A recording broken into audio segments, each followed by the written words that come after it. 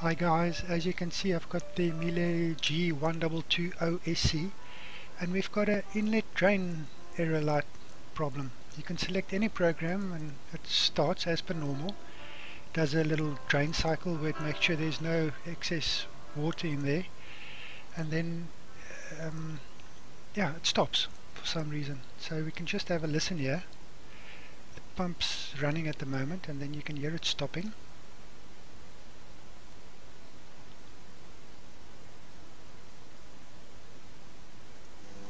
Right there, and then a little bit of water runs in and then it stops with the light starting to flash.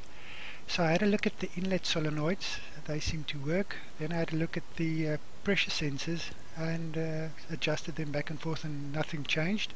So I spoke to Miele and they had a suggestion to look at the water flow meter, which is a little glass tube, and you get to it here. The left hand cover has got a screw at the bottom and a screw at the top, and then another screw at the back of the machine. You'll have to slide it out of the cabinet right at the back thereabouts, and to get the cover off you have to take the top cover off. So it's got two screws, one there and there, and once the screws are out you slide the top cover towards you, and then you've got this panel side, and that's the little reed switch right there.